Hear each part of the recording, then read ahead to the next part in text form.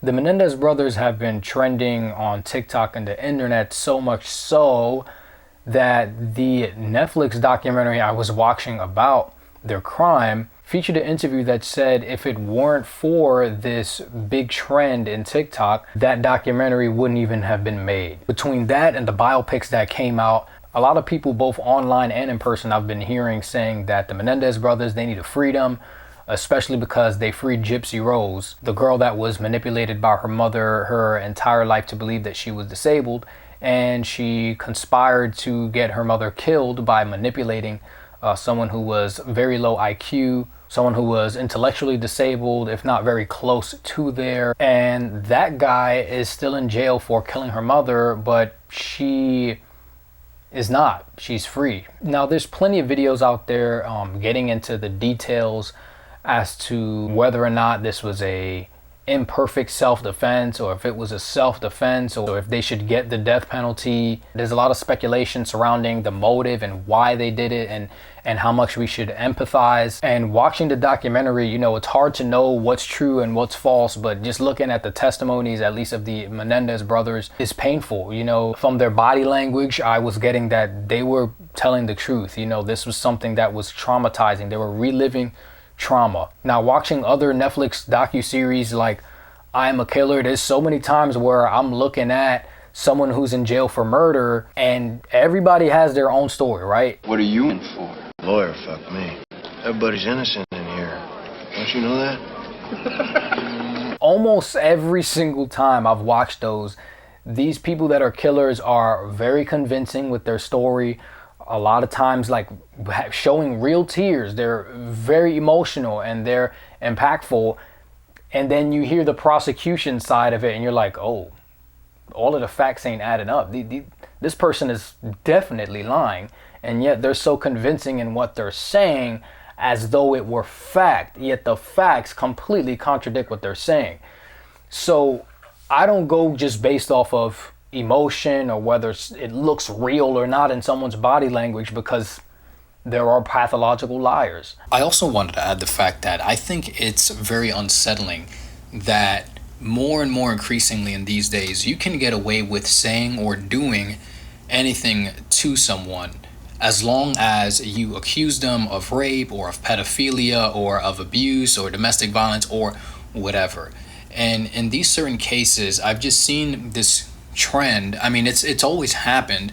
There's several cases of stuff like that where someone will kill someone, especially when it's someone that is in a position that is typically of lesser power, like a wife or a mistress of someone who's wealthy, the children of a wealthy and powerful, influential person. I'm pretty sure it comes to no one's surprise that I am not quick to say believe survivors or believe the victims or believe women or whatever, none of that stuff, because you don't get to say you were a victim just because you say so. You don't get to just bypass the law and handle things the way that you feel justice should be handled. You don't get to just kill someone and say they abused me. I've seen a lot of people that will say things like being sexually assaulted is worse than being murdered, which is insane, because sure, you have to live with trauma, but you get another chance. Every single day you wake up, you have a chance to heal.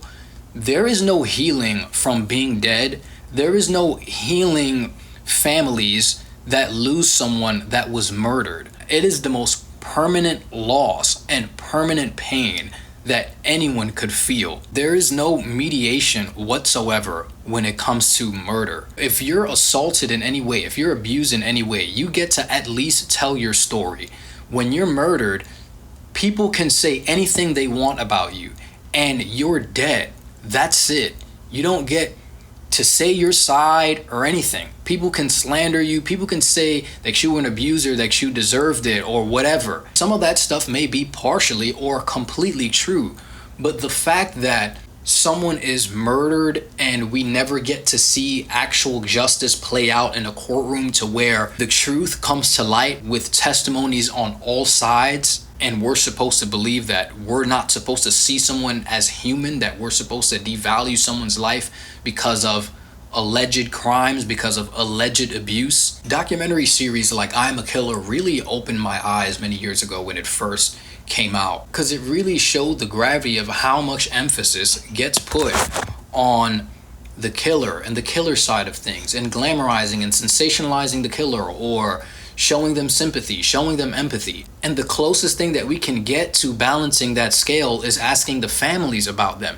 And some people that get killed don't have family that even care about them to tell their story. So to be murdered and have someone else tell your story and say who you are is one of the biggest travesties that could happen. Premeditated murder should never ever be acceptable under no circumstance, because if you had time to deliberate, you had time to see your other options. People that tend to commit premeditated murder, not just like, self-defense, or it was a fight that broke out, or just a conflict, but like a premeditated murder, usually people are pretty calculated enough to know exactly what to say and how to act to mirror human emotion, because they know what's going to tug on our heartstrings. And even knowing all of this, I still lean on the side of, I actually do believe what the Menendez brothers said they went through with their parents. I mean, something had to happen.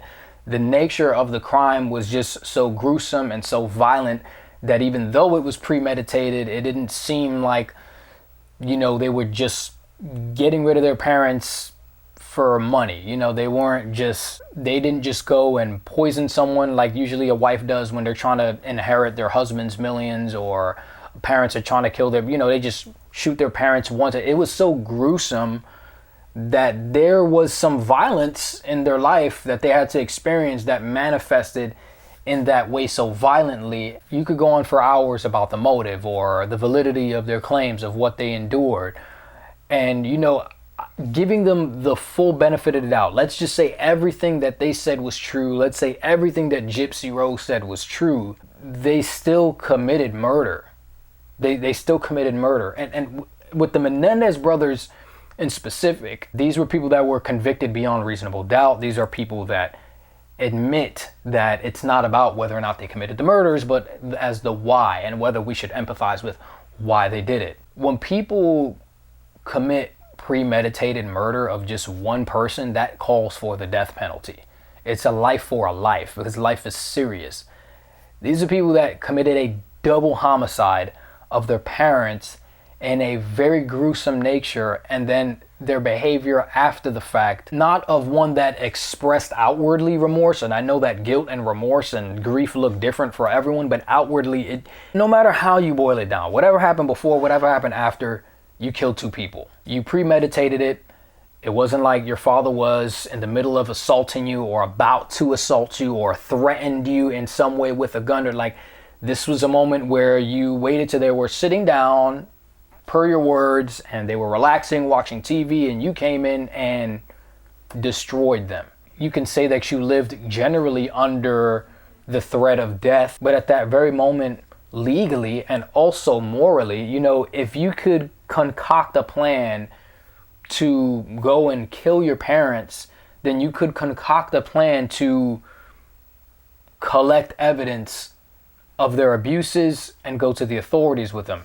And I understand that when you have someone that's that powerful, it's not that simple, because a lot of times these people are in cahoots. But going and killing not one but two people that are your parents is so far left that it has to be such a last resort that there's no way that you sat there and calculated and planned and said, this is the only way out. So giving the benefit of the doubt, I'll give it to them that everything they said was true. That's horrible. I could not even imagine living under that abuse from two people that are supposed to love you and care for you. And so people think that they should get grace, but if we really think about it, they got grace because it's a double homicide and they are just in prison. They're not being put to death. And I'm grateful that God could take such an evil situation like this and turn it around for his glory, so that they can be counselors to others in jail, to those who have faced sexual abuse, that they can still be contributing members of society even in jail, that they can still get that second chance at life, because each and every day that you wake up, no matter what, that's another chance, whether you're behind bars or you're out here. And I do believe in rehabilitation. I do believe in forgiveness. I do believe in the grace of God that also flows through humankind, and that we should also extend grace. But I also believe in justice, the salvation of Jesus Christ and the grace of God. There's so many times where, yeah, God forgives you, but it's not like you're not going to go through some type of wrath or some type of punishment. The word of God says, God shall not be mocked. You reap what you sow. That comes straight from the Bible. Even though you're forgiven and you can be secured in heavenly places at the righteousness of God. Jeffrey Dahmer, I believe his conversion story, yet he was still on death row. As a Christian myself, there's things that I've had to pay for the things that I've done in my life. And I don't pretend that I don't deserve these things, because in reality, I deserve death. The wages of sin are death. God has extended me grace to give me eternal life in heaven. And many times he will extend his grace in an earthly manner too, to where you didn't get what you deserve. You got a punishment, but it really wasn't what you deserved. You know, you're living to see another day. You're living to have some type of redemption. To sit here and say that just because we forgive, it automatically means like, oh, the debt that you owe is not going to be paid at all, or that there's no consequences for things, puts us in a very precarious situation. And I know there's a lot of Christians that do believe or don't believe in the death penalty, which is a conversation for another time. But the fact of the matter is, they're not facing the death penalty, and they've committed a double homicide, premeditated. This wasn't heated a moment. They were all arguing and the father started slapping him around or whatever have you. Like, this was literally calm, cool, collected, went and killed 2 people. Had a story before and after the fact. The people that say, oh, well, Gypsy Rose got out, and this is the issue. Gypsy Rose, she should still be in jail too. You know, I've seen this trend over the last couple of years where people just don't understand how murder works. Where there have been people that have been advocating for people to either not get the death penalty or get released early from jail because, oh, well, this person wasn't really the murderer. They didn't pull the trigger. They were just a getaway driver. Or they were just a conspiracist. They were the ones who ordered the killing, but they didn't pull the trigger themselves. If you're the getaway driver, or you're the person that manipulated someone else into doing something, or you facilitated something that otherwise wouldn't have happened, or it would have been very hard for them to do it. You know, if every getaway driver would say, no, I'm not going to help you get away from the scene of a murder, it would make it very hard for people to carry out what they want to do, and they probably wouldn't in the first place. It's really hard to kill somebody and get away with it by yourself. So people like getaway drivers, people that manipulate others for their own personal gain, people that hire a hitman, like that's murder. This is the issue where you see a Gypsy Rose incident and you're like, yeah, this is what should happen for everybody. If somebody gets abused and they go and kill their abuser, then there should be no punishment. Now, what are we telling society if we say that you will not be punished for murder if you choose the only solution to your abuse as murder? What are we telling kids, as the word abuse also has gotten watered down over the years? What do we tell kids that are genuinely spoiled, that truly believe that they're being abused by their parents, by saying that you can commit a double homicide, by saying that you can manipulate somebody that has a lower IQ than you, that's in love with you, to go and kill your mother? They'll go to jail, but you just be out and free and getting all the book deals and all the interviews, and you basically are a celebrity, and you get all the morality points, you get all the sympathy, the empathy, and all of the money and the fame for something that's heinous. It's a tragedy all around, and obviously abuse is wrong, and I think we as a society should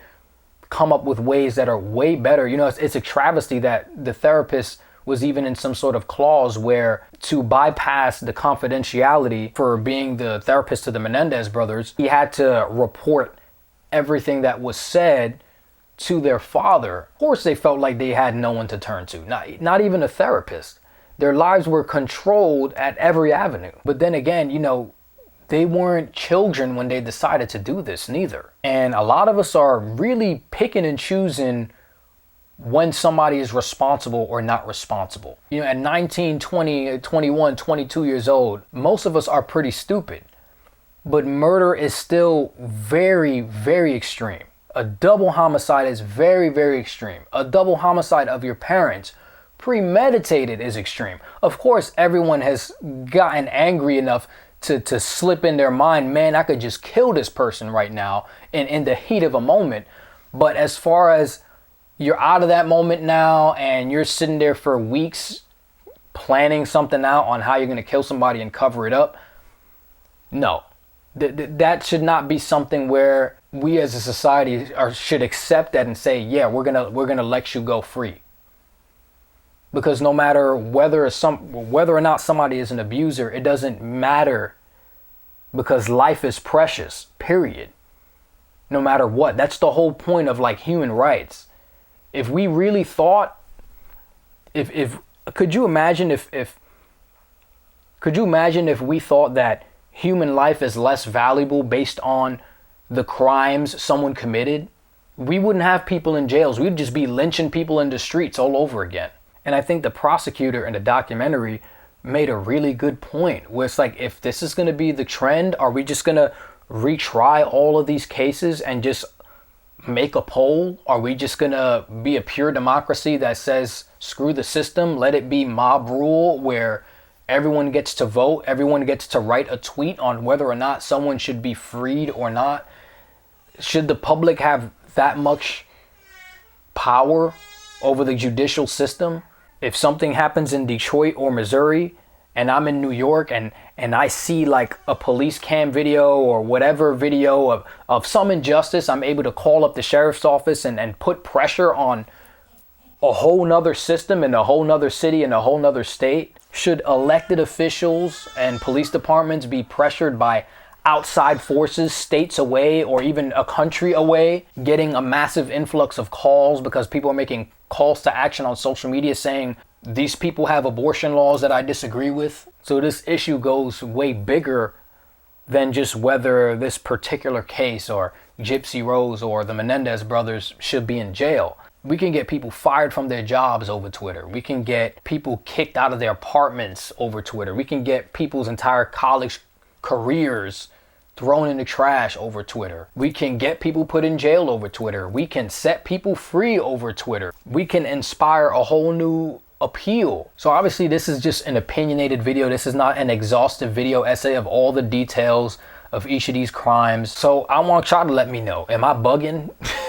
Comment down below. Be respectful of one another, obviously. How much should we as a society, and how much should social media and TikTok, like, is this something that's a problem, or is this something that's a good thing, that to have more democracy? That does it make us more of an accountable society, to be sort of this secondary police force? Or are all these social media call to actions literally ripping apart the fabric of democracy, tearing away at the foundations of human rights? I just can't help but feel that something is being eroded away, unbalanced, some sort of instability that is happening. A lot of people say down with the system, destabilize everything and make something new. And when it comes to change, I don't mind change, but we have to know what we're replacing the old way with. Is the new way something that's going to be better than the old way? Do you even know what this new way is? Because there's always a new way. Even if you say you're destroying something, you're always creating a new paradigm. Anyway, I'm done yapping. Y'all tell me what y'all think. It's been the priest from the East, Almonte here, and I'm gonna holla at y'all.